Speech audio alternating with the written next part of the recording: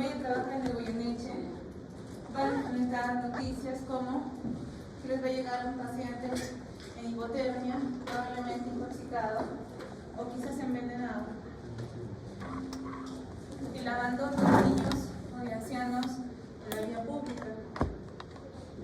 No estamos en Estados Unidos, en Canadá, para hablar de temperaturas extremas. O quizás habrá alguno de ustedes que se vaya a sus zonas, a las zonas andinas, donde sí hay temperaturas extremas. Que es menos 14, menos 20 grados. Pero incluso en climas templados como el nuestro puede existir la hipotermia, en especial en poblaciones vulnerables. Ahora, ¿no les parece esto una imagen común en las noticias? Las personas que están expuestas al frío, luego de una inundación, lluvias, se acercan las lluvias, o personas que caen al río. Entonces, empezamos hablando de hipotermia.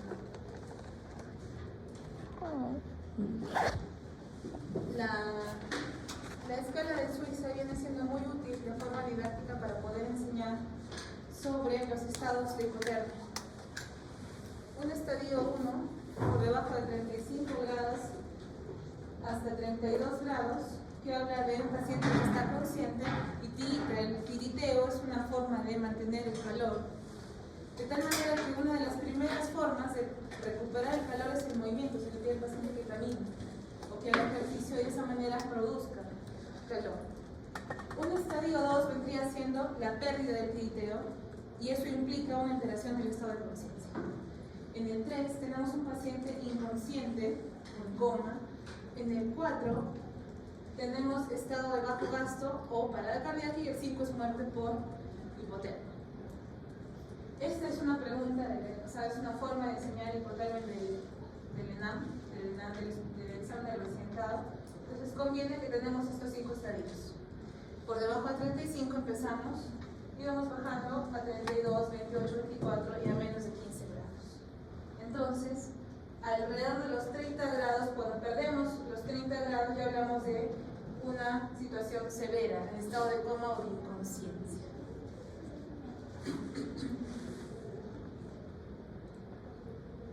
Las poblaciones vulnerables son precisamente ancianos y niños, porque la termorregulación es más difícil de mantener. Entonces, personas que incluso están dentro de un edificio pueden tener hipotermia si se quedan expuestos al ambiente. La situación de abandono también es lamentablemente frecuente. El abuso o la ingesta de sustancias como alcohol, drogas o la exposición a sustancias también hace a las personas vulnerables y tendríamos que en este tipo de personas tomar la temperatura con termómetros que registran temperaturas bajas. La temperatura axilar y la del oído, la que usamos con infrarrojo, en realidad no tiene gran utilidad porque no es algo interno. Necesitaríamos temperatura rectal o esofágica para poder tener lecturas realmente más fieles a la realidad.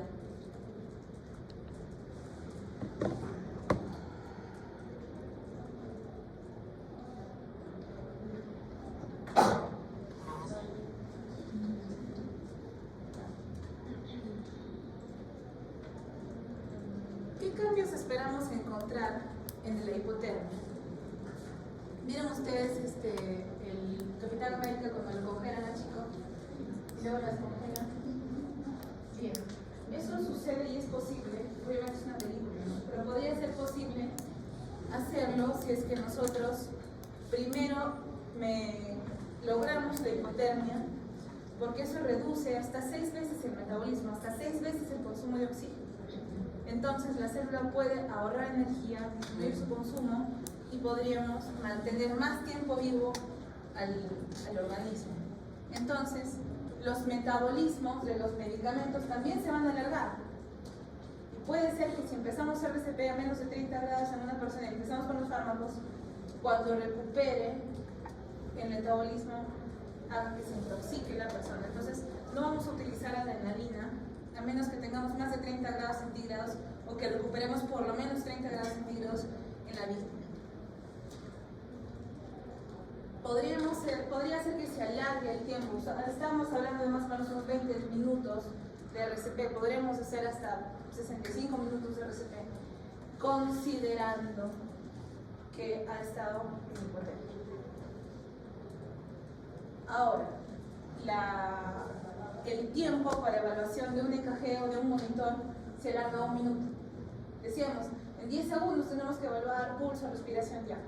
Tenemos que evaluarlo por lo menos 30 segundos, de preferencia en 1 minuto.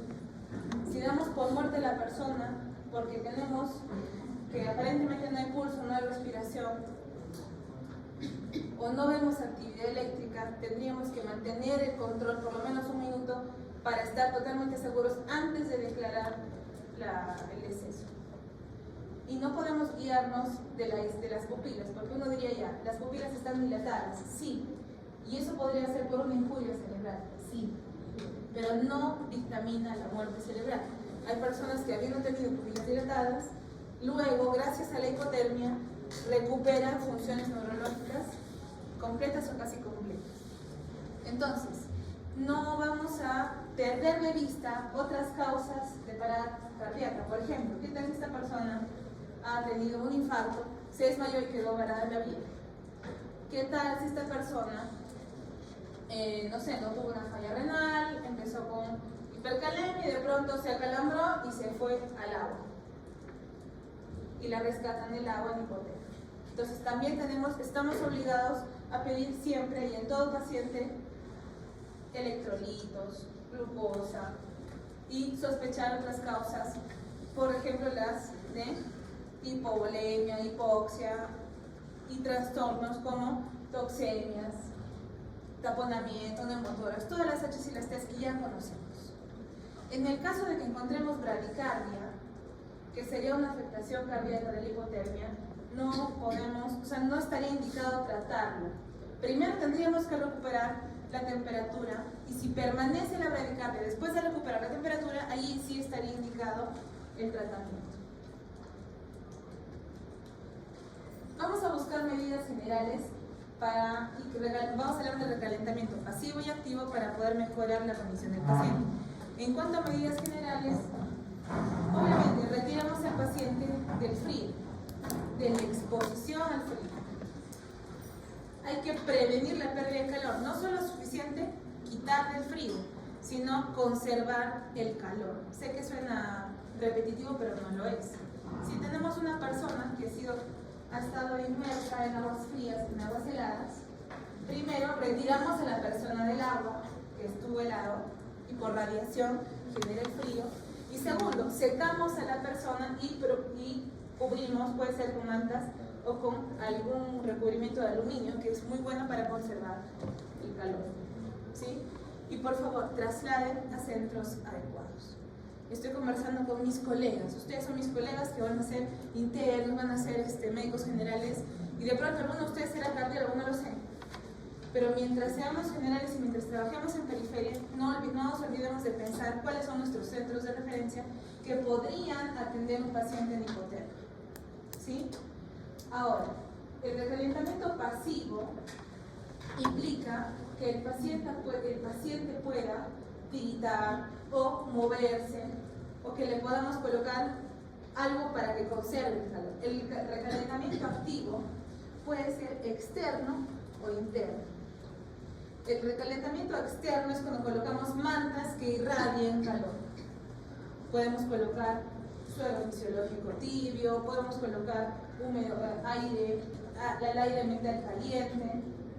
El recalentamiento activo implica ingresar líquidos calientes. Podemos hacer lavados gástricos con contenido de líquidos tibios. Podemos hacer hasta enemas, lavados peritoneales tibios para poder mejorar la temperatura. El recalentamiento externo puede mejorar de 1 a 1.5 grados centígrados por hora. El interno, miren, de 8 a 12 grados centígrados por hora. El extracorpóreo es uno ya de muy alta definición, de muy alta tecnología. Implica hacer una circulación extracorpórea y recalentar la sangre mediante una circulación extracorpórea, pero eso también implica mucho trabajo logístico y obviamente la disposición del equipo. ¿Alguien reconoce cuál es este sitio? Un sitio en Ancash, muy representativo para nuestro país. ¿Qué ocurrió? En este pueblo hubo una ceremonia, una fiesta. Entonces todo el pueblo se fue. Estaban pues en las fiestas y todo. Algunas personas estaban en el cementerio, que el cementerio quedaba en alto. ¿Ya? Estas palmeras tenían más o menos unos 50 o entre 50 y 80 metros. Lo que ven acá son solo 15 metros. Hubo un terremoto. Después del terremoto se desprendió parte de la masa de hielo que al desprenderse arrastró piedras, lodo y luego sepultó al pueblo. Esto es Yungay. Hablando de enterramiento por avalancha en la sección de hipotermia, hay que saber cuándo asistir y cuándo no. Si es que tienen la oportunidad de atender a desastres naturales, bueno, vivimos en un país muy accidentado y podría ocurrirme, cuando yo estaba en la universidad, me dijo, podrías atender pacientes en pandemia. Pero mira, ocurrió, ¿no? Quizás si Dios no lo quiera, ustedes atenderán pacientes en avalanchas. Entonces, tienen que tener una idea de cuál sería la estructura de acción. Vamos a hablar de que la causa principal de muerte va a ser por asfixia, por trauma o por hipotermia. Ya hemos hablado de hipotermia. ¿Ya? Hablando de lo demás, vamos a preguntarnos tres cosas. ¿Cuánto tiempo llevan sepultados? Si es que la temperatura al rescate es menor de 30 grados y si es que tienen la vía aérea obstruida. Tres cosas. Bueno, cuatro cosas. Si el potasio es mayor de 8. Esas cuatro cosas pueden definir nuestro triaje. ¿Qué significa nuestro triaje? Nuestra decisión de resucitar. Y esto nos lleva al algoritmo. ¿Qué dice el algoritmo? Vamos a valorar al paciente rescatado o extricado. Vamos a ver si tiene lesiones letales, no sé, ¿no? Hay medio cerebro, no podemos recuperar eso, ¿verdad? Si tenemos lesiones letales, no comencemos RCP. Parece un poco obvio, pero vamos a mencionarlo. No hay lesiones letales, no sé, ¿no? La mitad de abajo se fue. Duración del enterramiento. Más de 60 minutos no empezamos RCP. ¿Hay signos de vida? No. Comencemos RCP y monitoricemos. Ahora veamos. Si es que no tiene la vía aérea permeable, no consideramos continuar, o sea, consideramos finalizar el RCP porque no vamos a poder resolver eso. ¿Ya? Ahora, si es que sí tiene la vía aérea permeable, vamos a considerar si es que el potasio sérico es mayor de 8. Si es mayor de 8, consideramos finalizar el RCP. Por acá dijimos, ¿hay signos de vida? Sí. Allá dijimos, enterramiento más de 60 minutos o menos de 30 grados, ya no comenzamos. Si tiene menos de 60 minutos, más de 30 grados, consideramos comenzar el RCP. Hay signos de vida, sí. Podríamos hacer un recalentamiento mínimamente invasivo, como dijimos, retirando la causa del enfriamiento y conservando calor, y podríamos hospitalizar y hacer todo lo demás, ¿cierto? Bien, habría que sustituir la temperatura central si la duración del enterramiento es desconocida. Hay que transportar a los pacientes con potencial complicación, es decir, por los traumas, ¿no? Edemas pulmonares, neumotórax. Habría que considerar referir a una gran cantidad de pacientes considerando los traumas. Valorar la presencia de respiración espontánea y el pulso durante hasta 1 minuto, lo mismo que hemos hablado en hipotermia. Por eso lo estamos colocando en este apartado.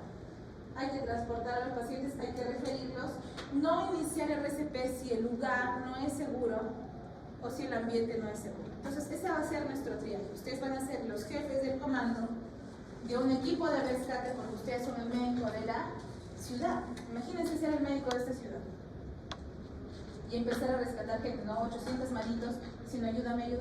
¿Qué hacemos? ¿Cómo priorizamos? Tiene que haber un triaje. Los que dijimos, 4 cosas, ¿no es cierto? Tiempo de enterramiento, menor a 60 minutos. Temperatura al rescate, mayor de 30 grados, porque si no, no hacemos RCP, ¿no es cierto? Hemos dicho 30 grados hablando de hipotermia, no damos adrenalina, ¿no es cierto? Porque si no puede haber acumulación de los contenidos. ¿Qué más? Obstrucción de la vía aérea y por último el potasio mayor de 8. Son 4 cosas que pueden definir nuestro triaje y ahí tenemos al menos una estructura. La próxima vez que les pregunten, ¿y qué hacen ustedes en una avalancha? La otra vez dice que hay 4 cosas que hacer para la parte del triaje y decisión de resucitar. Bien. Hablando de hipertermia, la hipertermia se define como una falla del organismo para poder controlar o termorregular. Puede darse por condiciones exógenas, como por ejemplo Snoopy, que se está muriendo de calor, o condiciones endógenas por enfermedades o por medicamentos. Igual, el que se vaya a Piura a hacer sus servicios, el que se vaya al norte, el que se vaya a Hilo, no sé, Ica, pueden enfrentar golpes de calor, ¿sí? ¿Cómo se ve un golpe de calor? Y a mí te lo recuerdo. El golpe de calor podría reconocerse como piel caliente, delirios, mareo, confusión mental y escalofríos.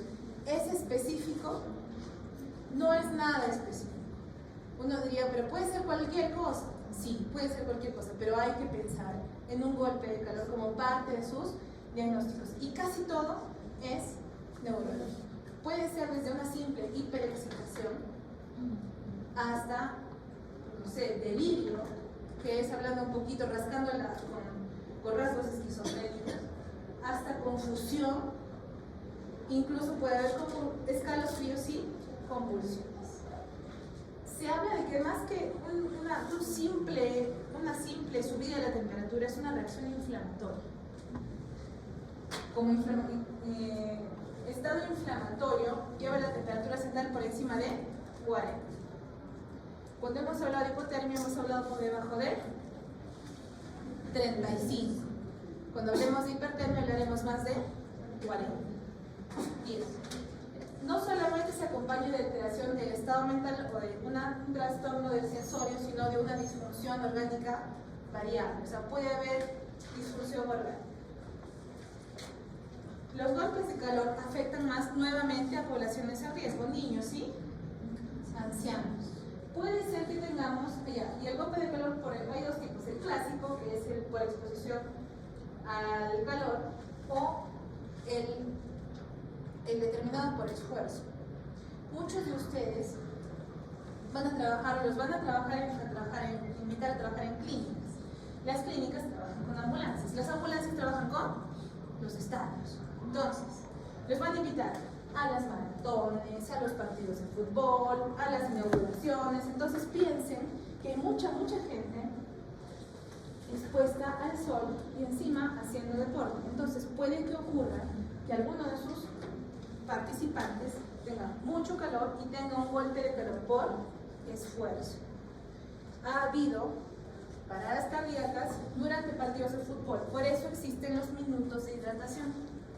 Sí se han visto, ¿no es cierto? En los partidos de fútbol existen minutos para hidratarse. ¿Ya? Recordemos, por favor, que la mortalidad es sumamente alta, dependiendo de cómo, cuándo y dónde, puede llegar hasta el 50% de mortalidad. ¿Qué otra población nos debe preocupar?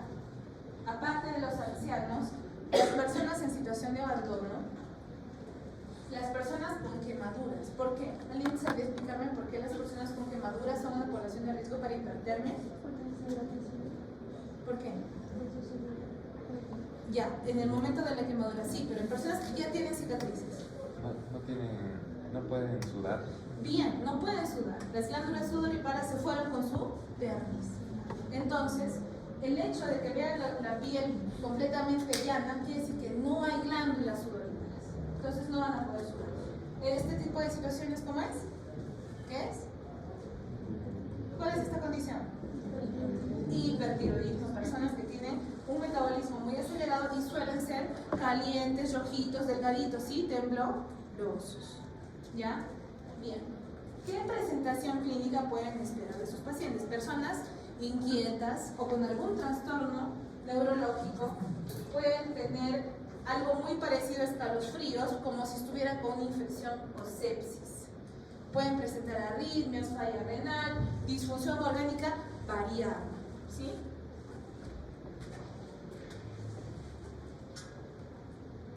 ¿Qué te dice Supi? ¿Cómo vas a ayudar? Obviamente vamos a rehidratar. Podemos tener un enfriamiento por exposición, es decir, suena tonto, pero ponle un ventilador para que por radiación vaya perdiendo calor. ¿Qué más? Podemos colocar suelo fisiológico frío. ¿Qué más? Podemos colocar paquetes de hielo, o en el caso no tengan disponible, o sea, en sus ambulancias van a tener esos gel helado, en caso para lesiones, no lo sé, pueden colocarlo en zonas donde pasen grandes vasos, ingles, axilas, cuello, ¿sí? Inmersión. La inmersión puede darse en tinas para en caso de los niños o incluso en personas grandes que puedan colocarse en una tina, ¿no?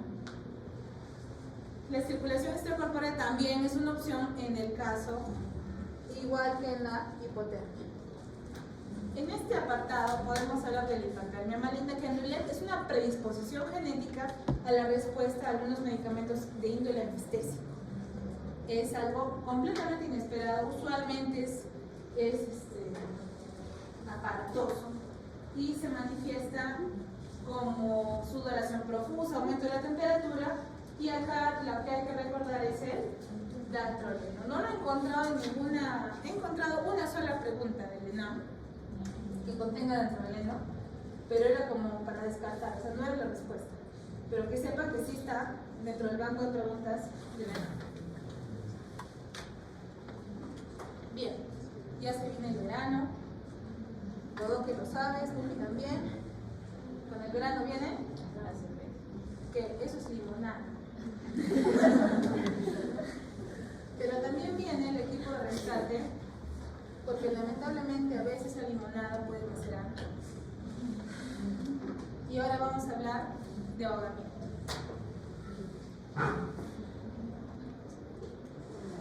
Cuando hablamos de ahogamiento, vamos a hablar de dos términos muy parecidos: la sumersión y la inmersión. ¿La diferencia cuál es? En la sumersión, la vía aérea está sumergida. En la inmersión, la víctima está en el agua, pero la vía aérea está sobre la superficie. En la sumersión, la muerte ocurre al cabo de algunos minutos. En la inmersión puede sobrevivir, pero se expone a la hipotermia y a la broncoaspiración. Entonces, este es mucho más letal. La sumersión tiene mejor pronóstico cuando se da con menos de 10 minutos de sumersión, y tiene muy mal pronóstico con más de 25 minutos de sumersión. Entonces tenemos muy poco tiempo para actuar. Si encontramos a alguien boca abajo en el agua, se llama sumersión. Boca arriba se llamará inmersión. Puede definir ese pequeño detalle: paciente encontrado boca abajo. Ah, ya. Muerte por sumersión, muerte por inmersión. Por favor, recuerden esos términos. Ya. En cuanto a la decisión de resucitar, si vamos a empezar o no, primero hay que ver, obviamente, como en avalancha, si hay lesiones evidentes de muerte, o sea, medio cascado por un tiburón, medio cuerpo, probablemente no vaya a sobrevivir, ¿no? Si es que no hay evidencia de muerte, rigor mortis, livideces, ¿no es cierto? Si está moradito de acá para abajo, esos son livideces, ¿no es cierto? Bien. O si no se puede evacuar, están ustedes en una isla a 2 horas de su próxima clínica o de su próximo centro de salud, no sé, varados en una isla desierta, probablemente no vale la pena comenzar a resucitar si tenemos una gran cantidad de víctimas.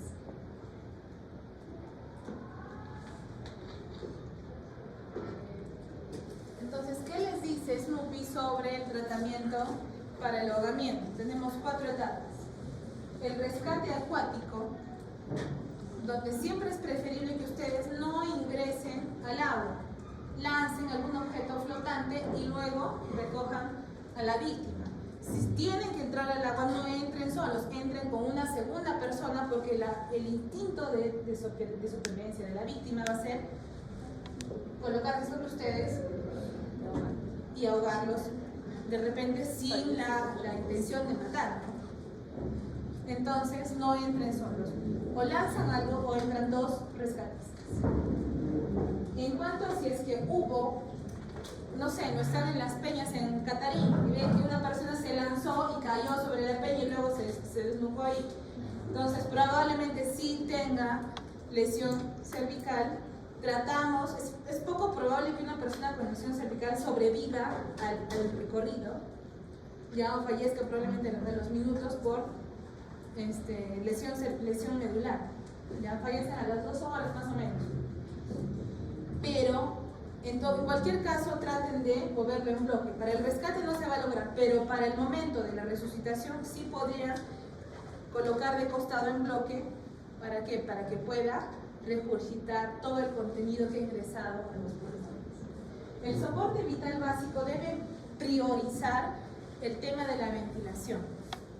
Puede que encuentren espuma o contenido gástrico en la vía aérea, así que podría ser muy útil aspirar, pero no debe ser nuestra prioridad. Nuestra prioridad es ingresar aire a presión positiva.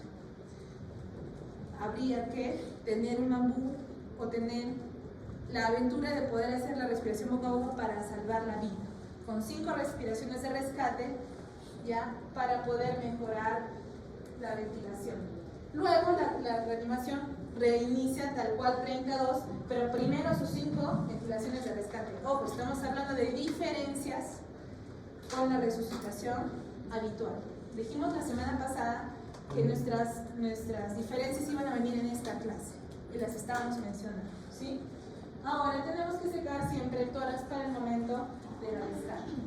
Después del rescate acuático y el vital básico ponemos el vital avanzado. Para el vital avanzado implica que por favor hagamos el tema de la protección de la vía aérea, intubar, aspirar y colocar presión positiva. ¿Qué significa presión positiva? Que los pulmones van a tender a colapsar. Entonces necesitan colocar una presión de aire positiva al final del momento de la expiración. Hay 2 momentos: inspiración, donde el alveolo se llena, y la expiración, donde el alveolo, gracias a los neumocitos tipo 2 y a las sustancias surfactantes, no colapsa. Pero luego de que entró agua de mar, después de que hubo ahogamiento, después de que está inflamado el neumocito, colapsa. Entonces ustedes necesitan colocar presión positiva al final de la expiración para que no colapse. ¿De cuánto? Entre 5, 10, no, hasta 15 y 20 de pico. Lo habitual es tener 5 de pico. Un ambú común tiene entre 3 y 5 de pico, que es presión positiva al final de la expiración. Entonces, ¿qué les dicen? Podrías empezar con 10 y aumentar a 15 y a 20. Y obviamente vienen los periodos por resucitación, donde tenemos que tener cuidado con la neumonía. Porque obviamente uno se sumerge en aguas residuales o sumergido en un lago estancado. Probablemente haya gran riesgo de infección pulmonar. Según lo que me comentan en el material teórico, la decisión de resucitar no debe estar influenciada por el tipo de agua, si es agua dulce, salada, porque no hay una gran diferencia en cuanto a la resucitación. Hay que investigar causas de por qué esta persona está ahí, ¿no? Pronto está al borde de la piscina, le da un infarto y cae en el agua. O de pronto, no sé, ¿no? Un cuchillazo en la espalda acá atrás y luego cae al agua, ¿no? Entonces, tengamos en cuenta también que no son predictores de mortalidad la edad, el tiempo de sumersión, la temperatura o si ha sido presenciado. Bueno, no son predictores de mortalidad. Bien. Avanzamos para el tema del asma.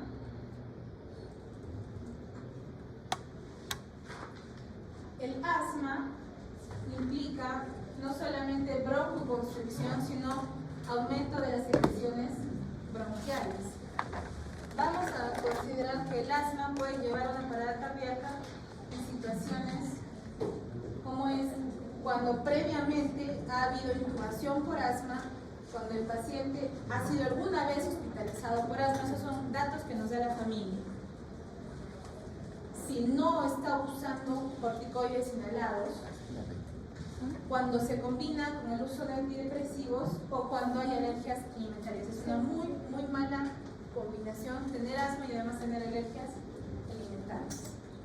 Las causas separadas pueden venir de hipoxia por broncoconstricción, pueden venir por hipoxia por la obstrucción bronquial por el moco, pueden venir por arritmias por hipoxia, por arritmias por usar el salbutamol, porque sabemos que es un beta-2 agonista. No solo actúa sobre los pulmones, actúa sobre el corazón también.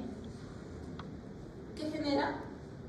Inotropismo y cronotropismo, principalmente cronotropismo positivo. ¿Ya? Bien, ¿qué más puede pasar?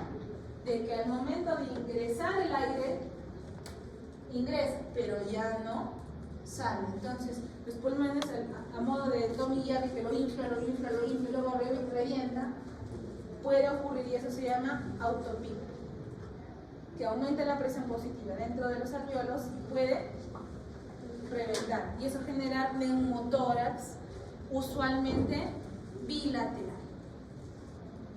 ¿Ya? La valoración siempre va primero el ABCD.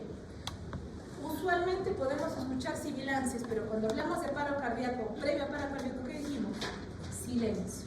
El silencio respiratorio anuncia un paciente gravemente comprometido. ¿Ya? Puede ser también que tengamos estridor o que tengamos o podamos ver alguna evidencia de alguna masa o de un cuerpo extraño en la vía aérea, porque puede ser que se confunda. Escuchan sibilantes y ven dificultad respiratoria. ¡Ah, es asma! No, es que se ha atorado con algo o ha ingresado algo en la vía aérea. ¿Ya? Bien.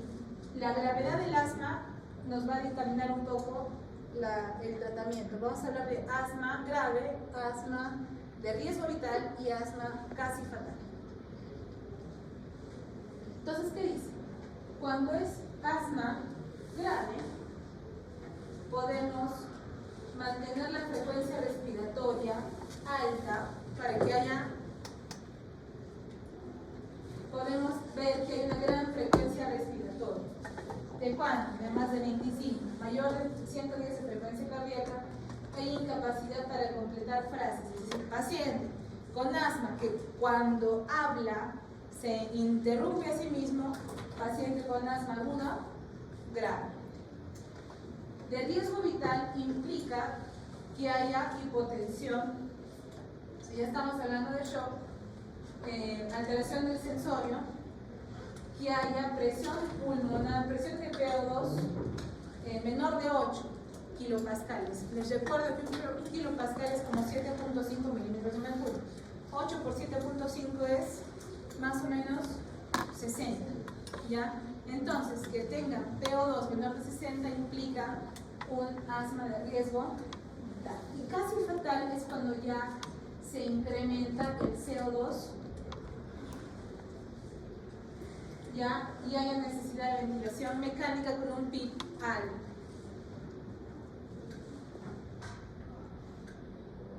Tratamiento. El tratamiento lo vamos a puntualizar. Obviamente, oxígeno, beta-2 agonistas en la cabeza, salbutamol. ¿Cuánto? Una manita, 5 miligramos. ¿Sí? El bromuro de hipatropio ayuda a la broncodilatación un poquito, pero ayuda a la disminución de secreción de moco. El sulfato de magnesio ayuda a la relajación del músculo bronquial y obviamente los corticoides disminuyen la reacción o la permanencia de la broncoconstricción. Cuando estamos en el entorno de una parada cardíaca por asma, y en la práctica, por favor, intubación pronta, con PIB alto. La frecuencia respiratoria ya no va a ser de 6 por minuto. Perdón, se está puesto. ¿Qué decíamos? Cuando el paciente está intubado, a hacemos 6 respiraciones por minuto, ¿verdad? Ya está, ya no. Hacemos entre 8 y 10 respiraciones por minuto. Por favor. Ya. Podría ser que si vemos que el pulmón, el tórax se hincha, y ya no entra más, ¿qué está ocurriendo? Lo de Tommy Jerry, ¿no es cierto? Para evitar que revienten esos pulmones, podría ser que por unos 5 segundos desconectemos el ambú y apretemos un poco el tórax para que salga todo el aire, para evitar barotraumas y borotraumas, o sea, para evitar el neumotórax por asma, ¿ya? Y obviamente mencionan que el aumento de la energía no tiene gran variación, podemos hacer el aumento de energía que ya conocemos.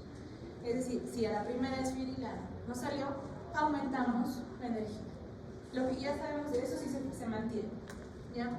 Hay que pensar en las hechas clases, en especial en neumotórax. Entonces, paciente con antecedente de intubación previa por asma, estamos haciendo un paciente de alto riesgo, y alergias alimentarias, súper alto riesgo de asma severo, que ingresa a la emergencia por dificultad respiratoria, no se auscultan sibilancias.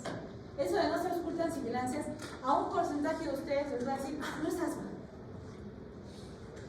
Muy al contrario de lo que les digo yo, es asma. ¿Por qué? Porque si ya entrecorta pacientes entrecortan palabras al hablar, pero no escuchan sibilancias, cuidado, tratamiento de asma severo, y de pronto entra en parada.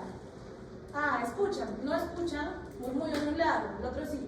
Además de asma, ¿qué tienen? Neumotórax. Entonces piensen que el asma, por favor, es súper frecuente, muy frecuente. Bien, entonces Pancho ahora les va a hablar sobre anafilaxia. A Pancho lo mordió una abeja, lo picó una abeja en el hociquito, por eso está así. ¿Y Pancho qué te dice? La anafilaxia es una reacción grave de hipersensibilidad que implica riesgo vital, usualmente por liberación de histamina por mastocitos y por basófilos, y eso genera vasodilatación, edema y permeabilidad capilar. Ese es el fondo. Usualmente relacionado a la ingesta o a la exposición a una alergia. Muy rápida cuando una exposición intravenosa. Estamos hablando de los primeros 5 minutos. Medianamente rápida cuando es por insectos, de 10 a 15 minutos. Y medianamente rápida entre 30 a 35 minutos cuando es por alimentos, especialmente frutos secos.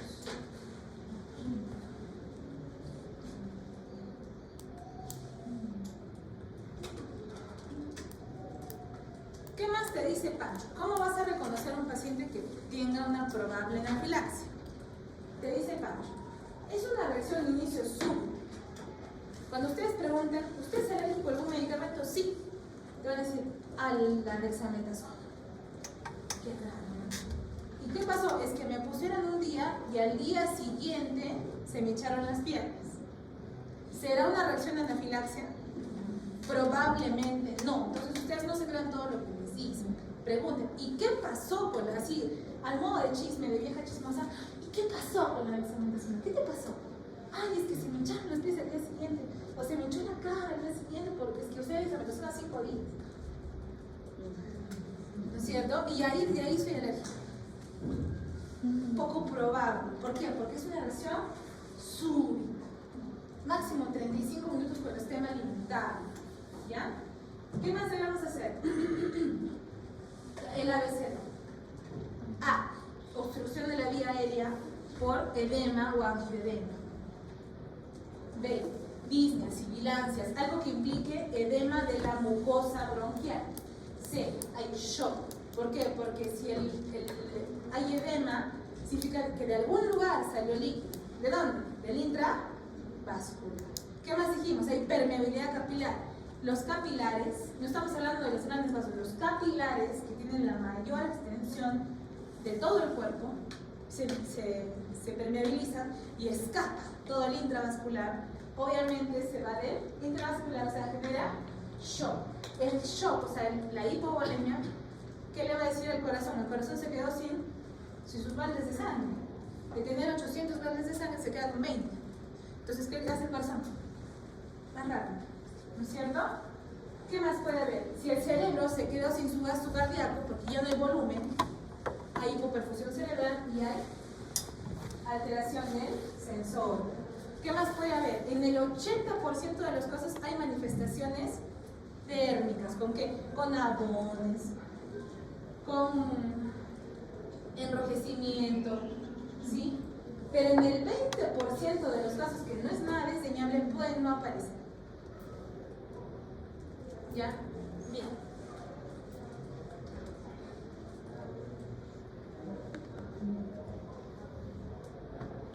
Pobre Pancho. Pancho, qué pena. Entonces, lo primero que hacemos es recordar que la vía aérea se va a obstruir, ya, y que el paciente va a tener dificultad respiratoria y que también puede tener shock. Entonces, si la anafilaxia es leve, puede que el paciente se sienta mejor sentado para respirar mejor, pero si es grave y hay shock, por favor recuéstelo y eleve las piernas. Hay que retirar el alergeno, obviamente detener el medicamento, retirar el resto de comida. Hay que monitorizar de inmediato porque o entra en shock o entra en hipoxia. Obviamente damos oxígeno y, por supuesto, primero adrenalina, pero ya no la vamos a poner intravenosa. Oh no, señor. ¿Por qué? Porque es de muy alto riesgo de generar arritmias ventriculares o de daño cardíaco. Entonces, ¿qué vamos a hacer? Vamos a conseguir media ampollita de adrenalina y la vamos a colocar en la parte anterior del músculo, en una jeringa lo suficientemente grande para que inyecte al músculo cuádriceps, ¿no es cierto? Bien, si lo hacemos con la subcutánea no va a ser muy útil, podemos generar necrosis. Entonces, una buena inyección al músculo. Cuando hablamos de personas mayores de 12 años, por favor, 0.5 miligramos, o sea, la media ampollita intramuscular. ¿Qué más podemos dar? Le podemos dar 10 miligramos de clorfenamina intravenosa o intramuscular, corticoides como por ejemplo hidrocortisona y también inhaladores para cuando haya compromiso pulmonar. Si recordamos que salieron los fluidos, tenemos que reponer fluidos y si es grave, conviene intubar. Que sepa que existe una prueba para determinar cuál fue el motivo. Digamos, un paciente acaba de fallecer una paciente luego de una cirugía plástica. ¿No lo vieron? Ahí en el hospital municipal, que hubo todo un rollo y el médico escapó. Entonces, ¿qué pasó? Mencionan que fue una anafilaxia. Entonces, o sea, tú como médico legista, como médico encargado del caso o como director del hospital, ¿qué dirías? Háganle una tritasa mastocitaria para confirmar. Y con eso se sacan de encima del caso. Vamos, Pancho, ya no falta mucho. ¿Qué te dice Pancho entonces? ¿Cuál es tu algoritmo? Primero, ¿qué hemos dicho? El ABCD. Diagnosticamos el cuadro, pedimos ayuda, porque activamos nuestro sistema de emergencias, tumbamos al paciente porque ya pensamos que puede haber shock. Y si no, si el paciente está bien con la presión, lo sentamos para que respire mejor. Y colocamos adrenalina. ¿Cuánto de adrenalina? ¿1 miligramo endovenoso? ¿Cuánto le vamos a poner? 0,5 miligramos. Bien. Entonces, pensemos un poquito en problemas de riesgo vital, siempre va a ser el ABC. Cuando estaba en el residentado, me enfrenté a mi primera anafilaxia. Habíamos hecho con éxito el cierre de un CIA con un dispositivo, había venido de Lima, bacán. Y yo me quedé a cargo por 20 minutos en piso. Y la paciente dijo que le dolía la panita porque estuve echada todo el día. Entonces, ¿qué hizo mi herramienta? Colóquenle tramal. Y le colocaron tramal. De pronto me llaman, ¿Qué pasa? Y de pronto veo a la paciente que se le empezaban a hacer como Tom y Jerry, igualito pero sus labios. Y entonces dijo, doctora, no puedo. Y ahí acabó. ¡Adrenalina! ¡Adrenalina! Hubiera sido bonito. No hice eso. ¿Qué hice? Adrenalina a la vena. ¿Y qué pasó? Bajó, ¿no? O sea, sí respiró, sí vivió. Pero de inmediato,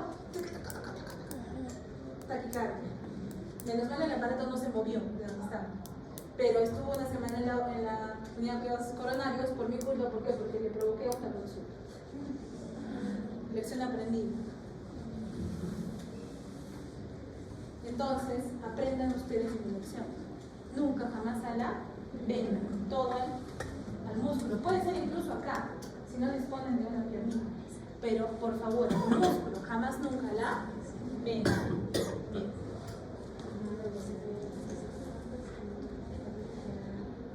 Por último, acá viene el balón con bola. Hablarles sobre parada cardíaca por lesión traumática. Y es lo último, ¿ya? Sí. Bien. Entonces, ¿alguien sabe qué es el commotio cordis? Ya. ¿Por qué un pelotazo en el pecho te puede matar? Bajo la misma ciencia de que una desfibrilación no indicada puede matar. Que un shock eléctrico caiga justo en el momento de la recuperación de la onda T.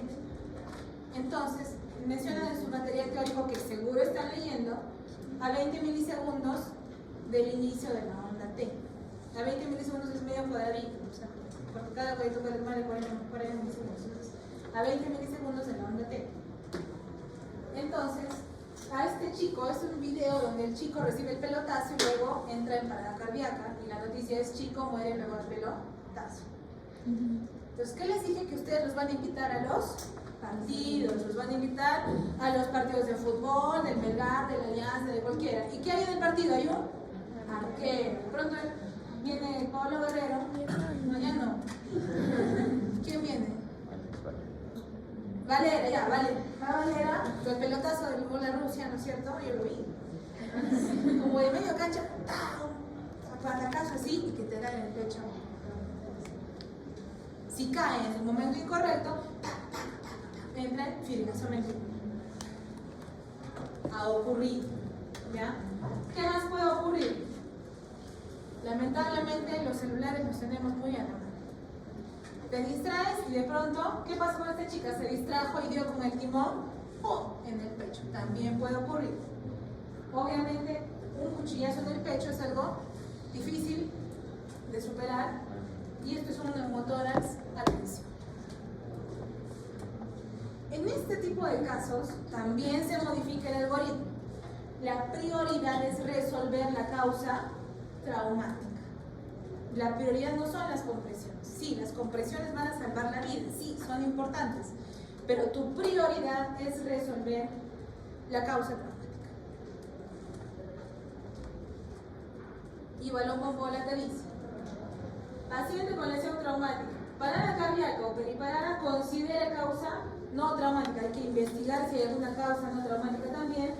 ¿Hay alguna causa no traumática probable? Vaya a su algoritmo habitual. Pero ¿qué tal si no? Es improbable una causa no traumática. La causa traumática debe ser la causa de la parada.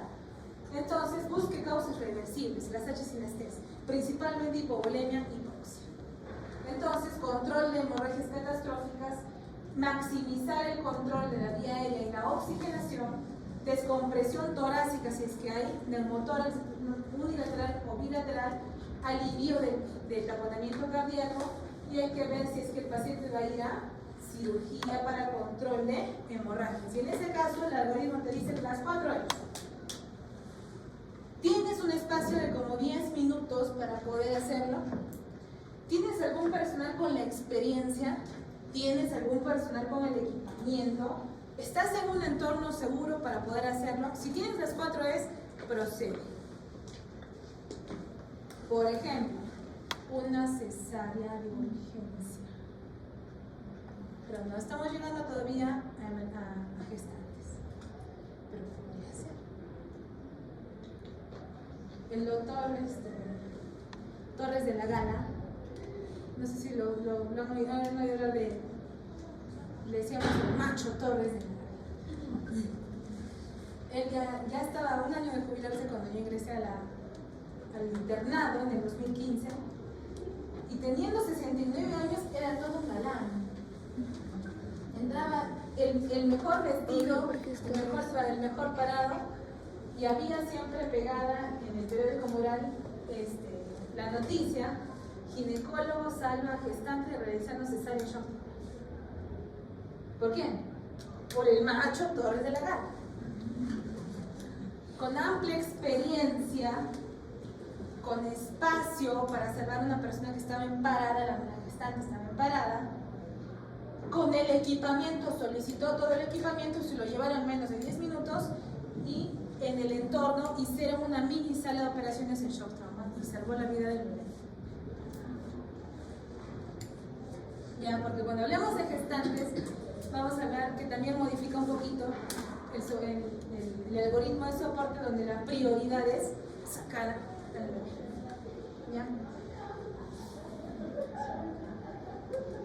Bien, entonces, si hablamos de una toracotomía de resucitación o de un drenaje pericárdico, pensemos también que si tenemos un hemoperitoneo de más o menos unos 20-30 minutos, probablemente ya haya coágulos en el espacio pericárdico, y solo colocar o sea, pulsar y aspirar no sea suficiente. Probablemente se necesite una mini toracotomía para poder abrir el pericardio y secar los coágulos. Entonces, recupera la circulación espontánea, entonces no considere finalizar, porque es una causa traumática, no recupera. Pero sí, entonces considere continuar con cuidados. ¿Ya? Entonces, ¿qué te dicen? El estrés hospitalario, donde van a estar ustedes como médicos, dice: realice solo las intervenciones dirigidas a salvar la vida. Es que además tiene el amputado el primer dedito, eso déjalo ahí. Traslado inmediato, resucitación de control de daños. Control de daños significa que no buscamos presión de 130-80. Buscamos lo mínimo de la presión, lo mínimo de la frecuencia cardíaca, lo mínimo, ¿para qué? Para recuperar la vida. Y obviamente control definitivo de hemorragias en una proporción 1-1-1. ¿Uno de qué? 1 litro de fluidos, 1 litro de sangre y un paquete de plaquetas. Se refiere a fluidos, coloides y plaquetas. Eso, por favor, no les estoy colocando todo acá con la intención de que ustedes lean el material teórico, son solo 30 páginas, nada más. Entonces, ¿qué hemos aprendido el día de hoy con Snoopy? En sus múltiples facetas: frío, de calor, en la playa, con Panchito y con el balón bombón. Haremos un resumen. ¿Sí tenemos tiempo? 9:25, 5 minutos. Entonces, yo con toda la intención vine de hacer un resumen, un cuadro de resumen para que ustedes se lo lleven, pero no un problema técnico. Pues, ¿qué decimos? Hipotermia es menos de 35. Si no hablan, yo no digo poco. Hipertermia 40. Ya está. Hipertermia maligna. ¿Se acuerdan cómo se llama? ¿Qué cosa? Dantrolena. Dantrolena. Como tu amigo Dante, ¿no? Dantrolena. Ya está. Esto es por ahogamiento. Y acá hablamos también de avalanchas, ¿no es cierto? Avalanchas. ¿Qué hemos dicho? Anafilaxia. ¿Qué hemos dicho? Lesión. ¿Cómo se llama esto? Del comotio. Ya está. Entonces, ¿qué hemos dicho? Cuando hablamos de hipotermia, ¿a qué temperatura empezamos a estudiar RCP? más de 30 grados. Temperatura para recordar, porque si no, no empezamos a dar adrenalina. Cuando hablamos de avalanchas hablamos de 4 cosas. ¿Qué 4 cosas? Tiempo. ¿Cuánto tiempo? Entonces, ¿qué le vas a decir a tus bomberos y rescatistas voluntarios? Calcula, si tiene más de 60 minutos enterrado, bien. ¿Qué más? ¿Qué temperatura esperada al rescate? 30 grados, ¿cierto? Si tiene menos de 30 grados, ya está. ¿Qué más dijimos? Si lo tiene obstruida la vía aérea, ¿qué dijimos? Y si tiene potasio, ¿cuánto? ¿Más de 8? Les cuento que la semana pasada, el viernes de la semana pasada, estuve de guardia. Y en la tarde, apenas llegué, había para referir a un paciente con bradicardia. Hacía bradicardias de 30, 20, les tomé una foto. Y hacía taquicardias también, en FA. Bradicardia en 20, 25 y luego taquicardia en 150. Estaba para irse. Ese paciente entró tipo 6:45. El que llegó me dijo, ya, refiérelo. Y le tomaron sangre y se fueron. Llegué yo tipo 7:10. Y voy a ver, oye, tiene potasio en 7.8. ¿Qué? Sí. Ya, ponen el gluconato, su solución polarizante. Junto 6 ampollas de dextrosa 73 con 8 unidades de insulina. Oye, acá, a las 9 de la noche, el paciente estaba con 75 frecuencia cardíaca. Me acordé de ustedes. Le tomé fotos. A la próxima se las da. Bien. Básico. Básico. ¿Ya? Podemos esperar un poquito más. Por lo menos un minuto. Recuerden para ver cómo va el corazoncito. Porque podemos ver que el metabolismo baja. En hipertermia, ¿qué hay que hacer? Enfriar. Enfriamiento. ¿No es cierto? Ya. Recuerden que el golpe de calor suele ver con problemas neurológicos. Ya está. Ahora, en ahogamiento, ¿qué dijimos? Ya, sumersión, inmersión. ¿Cuál es mejor? Inmersión es mejor para recuperar la vida, ¿no es cierto? Ya, ¿qué dijimos? Lo principal es la respiración. La presión natural positiva. Lo primero son 5 ventilaciones de rescate. Esto es súper importante, 5 ventilaciones de rescate y luego viene tu RCP, 30. ¿Qué más? Cuando hagas tu ALS tienes que intubar con PIB alto, con PIB entre 15 y 20. Ya está. ¿Qué más? Anafilaxia. Es súper rápido. Cuando es 5 minutos, endovenoso, hasta 10 minutos, cuando es por insectos, como panchito, y hasta 30 minutos por alimentos. Ya está. ¿Qué tenemos que colocar? Adrenalina. Amiodarona no, ya. Adrenalina, tropina tampoco. Adrenalina. ¿Qué más podemos colocar?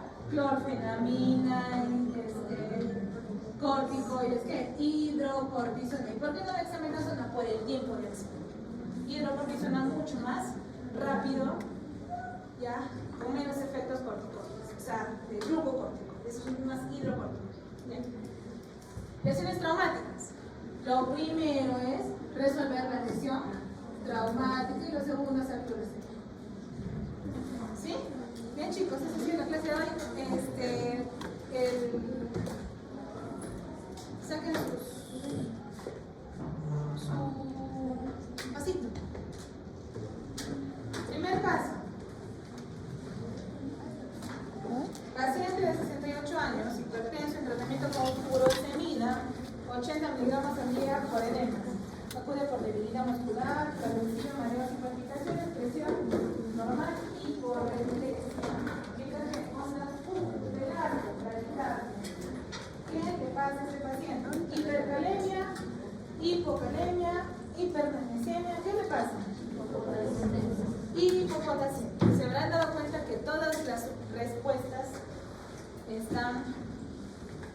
tienen que saber si es hipo o hiper, porque la solución sí es la correcta siempre. Es una práctica. Colocamos potasio o retos de 2. Varón de 60 años con cáncer. Además, ¿qué les dice? Calcio en 3.4 milimoles, potasio 4.5, magnesio 0.8. EKG, UTE-CORD. ¿Qué será? Ya que les digan cáncer, piensen que puede ser hipercalcemia. ¿Qué tenemos que dar? Crioterapia y ya está. Caso 3. Varón de 77 años con falla renal en tratamiento con magnesio. Tiene letargia, hiporreflexia, bradicardia. El laboratorio del magnesio está en 4.5 miligramos. Potasio en 5 y calcio en 2.4. ¿Qué esperan encontrar?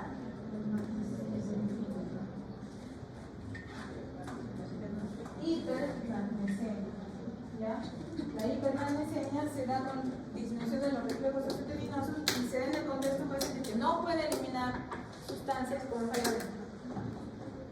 Varón de 30 años hallado en la habitación con una jeringa cercana, con somnolencia, pupilas puntiformes. ¿Qué será?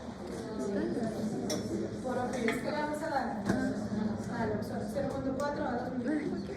Campesino de 54 años que tras fumigar, tiene broncorrea, cianorrea, sudoración y diarrea y vómito. ¿Qué será? Intoxicación por órgano. Tratamiento